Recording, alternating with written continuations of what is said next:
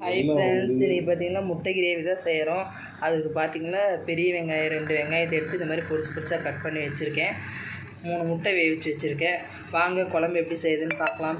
அதோடு சேர்த்து முட்டை கிரேவி செய்கிறதுக்கு ஃபஸ்ட்டு வானல் அடுப்பில் வச்சுக்கோங்க. அதில் எண்ணெய் ஊற்றிக்கணும். எண்ணெய் காஞ்சதுக்கப்புறம் ஒரு சிட்டிக்கு உப்பு மஞ்சத்தூள் போட்டுக்கணும்.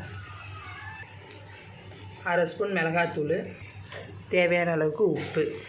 இந்த மசாலாவில் பார்த்திங்கன்னா வேக வச்ச முட்டையை இந்த மாதிரி போட்டு நல்லா ஒரு 2 நிமிஷம் வதக்கி எடுத்தால் அதோடய டேஸ்ட்டெல்லாம் அந்த மஞ்சத்தூள், உப்பு, மிளகாத்தூள் போட்டிருக்கோம்னா அதோடய டேஸ்ட்டெல்லாம் அதுக்குள்ளே இறங்கி செய்கிறப்ப இன்னும் டேஸ்ட்டாக இருக்கும். பார்க்கலாம். இந்த மாதிரி வதக்கி ஒரு பிளேட்டுக்கு மாற்றி எடுத்து வச்சுக்கணும்.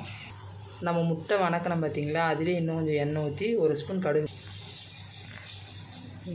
1 ஸ்பூன் கடுகு, ஒரு கொத்து கருவேப்பிலை, நம்ம 2 பெரிய வெங்காயத்தை வச்சு சின்னதாக கட் பண்ணி வச்சுருக்கோம். அந்த வெங்காயத்தை இதிலே சேர்த்து நல்லா வதக்கிடுங்க.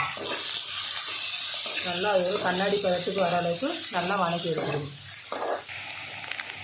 இந்த மாதிரி நல்லா வெங்காயம் வதங்கினதுக்கப்புறம் 2 டீஸ்பூன் இஞ்சி பூண்டு பேஸ்ட்டு போடணும். அதையும் சேர்த்து இஞ்சி பூண்டு பச்சை வாசம் போகிற வரைக்கும் கொஞ்சம் நல்லா வதக்கிக்கணும். பச்சை வாசம் போனதுக்கப்புறம் 1 ஸ்பூன் மிளகாய்த்தூள், 1/2 ஸ்பூன் மஞ்சத்தூள், 2 ஸ்பூன் மல்லித்தூள், 1 ஸ்பூன் கரம் மசாலா, இதெல்லாம் சேர்ந்து கொஞ்சம் வதக்கிக்கணும். சின்ன சைஸ் தக்காளியாக இருந்தால் 4 தக்காளி போட்டு அரைச்சிக்கோங்க. பெரிய சைஸ் தக்காளியாக இருந்தால் 2 தக்காளி போட்டு நல்லா அந்த மாதிரி மிக்சியில் அரைச்சி அதையும் சேர்த்து நல்லா வதக்கணும். இந்த மாதிரி பார்த்திங்கன்னா ஒரு தொக்கு பதத்துக்கு அது வந்துடும். நல்லா இந்த மாதிரி இது ஒரு 2 நிமிஷம் அப்படியே நல்லா எண்ணெய் பிரியிற அளவுக்கு இது அப்படியே விடணும். அப்புறம் பார்க்கலாம். அதுக்கப்புறம் இதோட என்ன ஆட் பண்ணுறதுன்னு பார்க்கலாம். ஒரு மாதிரி கிரேவி மாதிரி வந்ததுக்கப்புறம் பார்த்திங்கன்னா அதில் 1 டம்ளர் தண்ணி ஊற்றி நல்லா கொதிக்க விடணும். இது நல்லா கொதிச்சதுக்கப்புறம் இதோட எண்ணெய் பிரிஞ்சு வரணும். பார்க்கலாம்.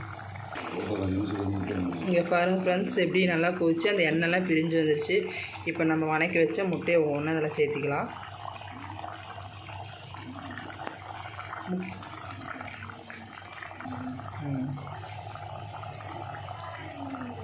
முட்டையை ஒவ்வொன்றா சேர்த்தாச்சு மீன்ஸ் இதை பார்த்திங்கன்னா இப்போ ஒரு 2 நிமிஷம் மட்டும் அப்படியே கொதிக்க விட்டு எடுத்தோமா சுவையான முட்டை கிரேவி ரெடி. சூப்பராக இருக்கும். சுட சுட சாதத்துக்கு, சப்பாத்திக்கு, பூரிக்கு எல்லாத்துக்கும் வச்சு சாப்பிட அவ்வளோ டேஸ்ட்டாக இருக்கும். நீங்களும் ட்ரை பண்ணி வருவீங்க. கண்டிப்பாக தியாஸ் சேனலை சப்ஸ்கிரைப் பண்ணுங்கள், கமெண்ட் பண்ணுங்கள், ஷேர் பண்ணுங்கள், லைக் பண்ணுங்கள். கண்டிப்பாக சப்ஸ்கிரைப் பண்ணுங்கள் ஃப்ரெண்ட்ஸ், லைக் பண்ணுங்கள் ஃப்ரெண்ட்ஸ், ஷேர் பண்ணுங்கள் ஃப்ரெண்ட்ஸ். பாய். இன்னொரு வீடியோ சந்திக்கலாம். பாய் பாய்.